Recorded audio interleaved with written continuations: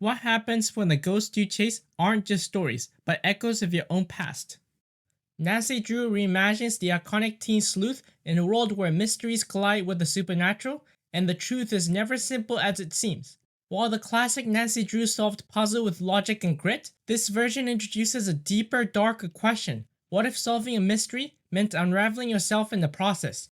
Beneath its haunted mansions and cursed artifacts lies something more intimate, a story about identity, grief, and growing into a self you didn't expect. The show doesn't just flirt with horror, it uses it to explore how trauma lingers, how secrets rot under silence, and how confronting what's buried is the only way forward. This isn't just about a girl who solves crimes, it's about a young woman who learns that some answers don't bring closure, they demand change. Over 4 seasons, we watch Nancy and her friends grapple with forces far beyond the rational, both spectral and societal. And through it all, they fight not just for justice, but for truth in a town built on lies. Nancy Drew isn't just a mystery series, it's a ghost story about growing up. So if you're new here, make sure to hit the subscribe button and check out my other videos after this one. And follow my new Substack in the link below for more personal reviews on the TV shows that I watch. And now without further ado, let's explore Nancy Drew. Chapter 1: The Many Faces of Nancy Drew.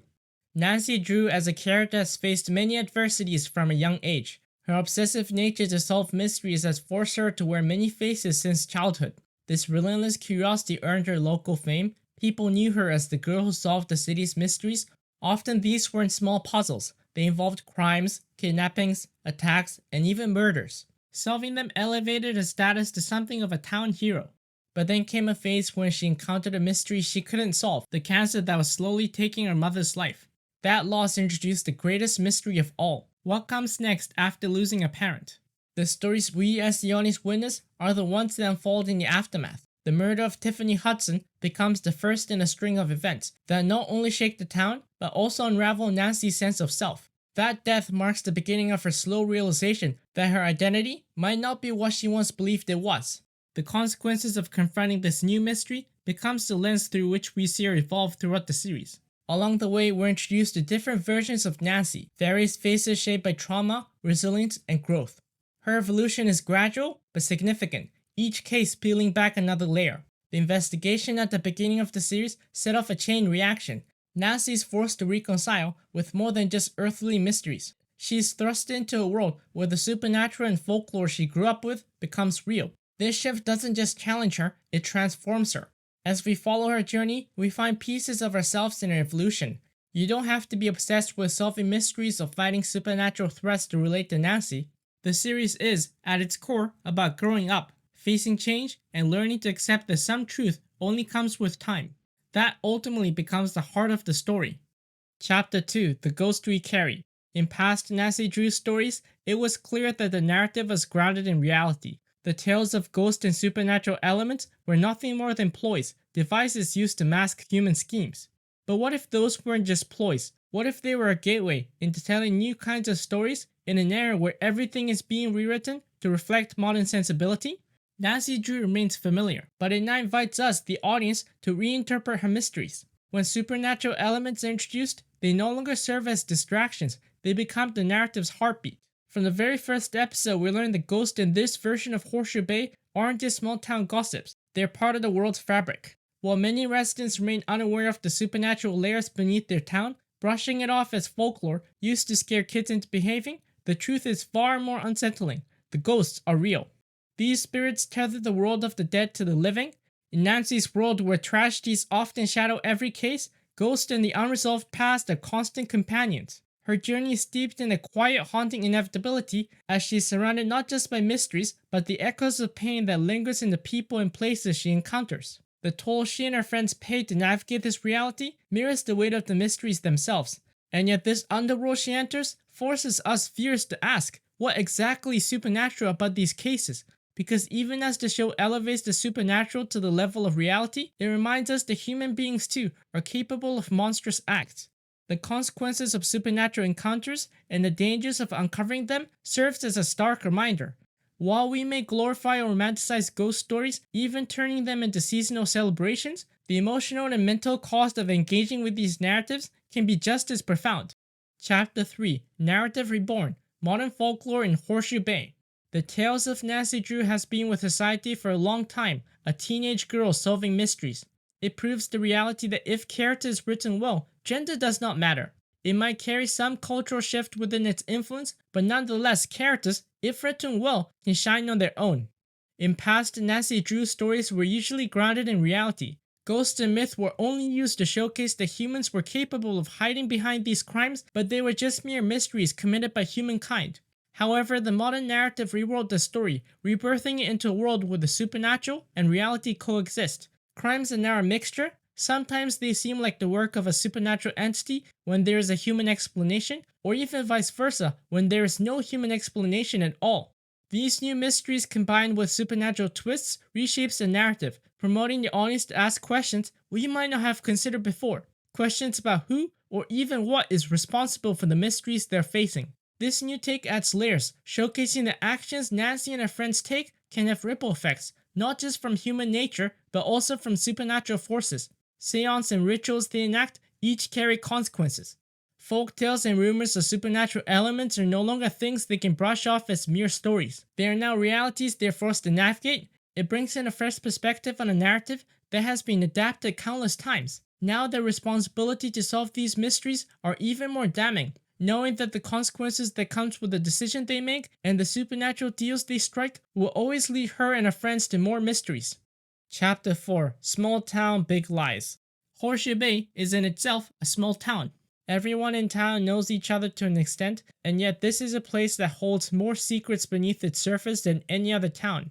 Aside from the locals who have called Horseshoe Bay their home for generations, the town has also become a hub for the wealthy elites, a place to do business and spend their summers. The intertwining of these two societal classes becomes a subplot of narratives, revealing the dangerous natures of living in a small town where gossip and rumor can be weaponized. Powerful people uses the town as a legal hub for their enterprises, some attempting to bribe and manipulate their way into control. Even though the series often draws a clear line between the town's everyday residents and the money-eyed elites, it also shows that nothing, not even privilege, can be shielded from the supernatural. The one element that levels the playing field in this story is the ever-present danger that no one can outrun. Accidents at lavish ball parties and death during exclusive auctions thrown by the powerful all emphasizes this truth. Some forces are universal and affect everyone, no matter their status. What makes Horseshoe Bay truly unique among small towns in the US is this strange equilibrium between the locals and the 1%. It's a place where the rich and powerful either blend into town with a low profile or exploit it for their influence, subverting and even destroying lives for their own pleasure. These layers of deception and exploitation becomes the root of the town's nature. With two opposing forces, community and corruption pulling at its core, Horseshoe Bay becomes a place marked by countless wrongs, and those wrongs summon supernatural entities bent on revenge. Chapter 5: Horror That Whispers. The horror genre has been one of the 5 staples of storytelling when it comes to movies. However, translating horror onto a TV narrative is a different challenge altogether. What you can accomplish within a 2-hour runtime in a film now has to be stretched across multiple episodes, each lasting at least 45 minutes or more. The realm of TV series has experimented with this challenge, often creating shows that aren't explicitly classified as horror, but still carries key elements of the genre: supernatural themes, gore, and violence.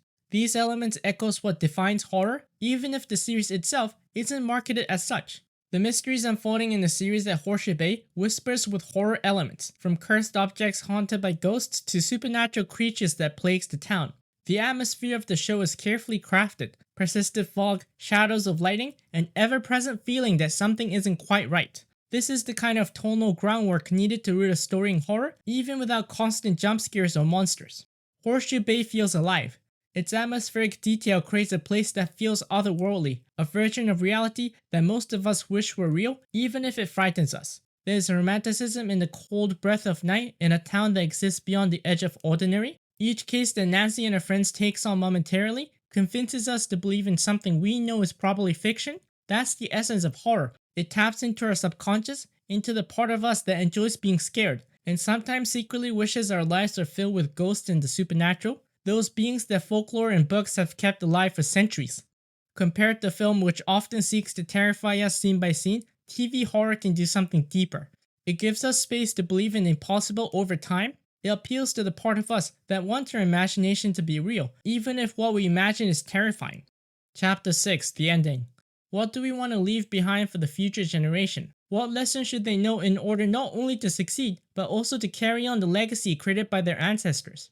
Horseshoe Bay holds many secrets, haunting ghosts, wealthy socialites conducting shadowy business in the shadows, and a long-standing cover-up that rewrote history to fit the narrative chosen by the elite. Every mystery that Nancy and her friends have solved has carried consequences. Secrets exposed, the town endangered, or one of them placed in grave peril. That desperation to uncover the truth is what makes the story so compelling. We as the audience know what Nancy and her friends know, the existence of supernatural forces in Horseshoe Bay. These eerie elements are deeply entangled with the town's mysteries.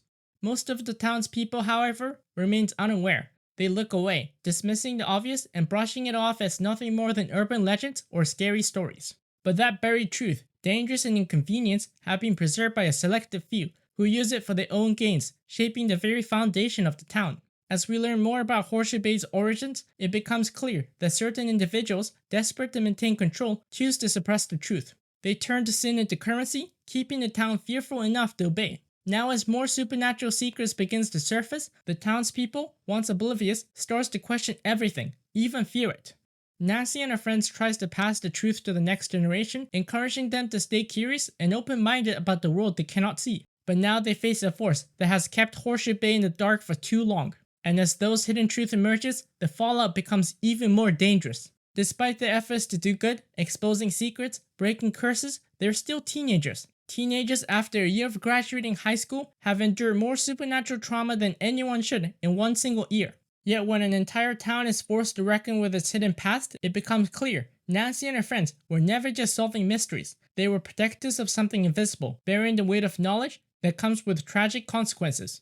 In the end, Nancy and her friends weren't chasing mere mysteries. They were holding back the darkest parts of the town, the one it had long refused to face. Thank you for watching this video. If you liked it, leave a like, subscribe if you're new, and I'll see you soon in the next review episode.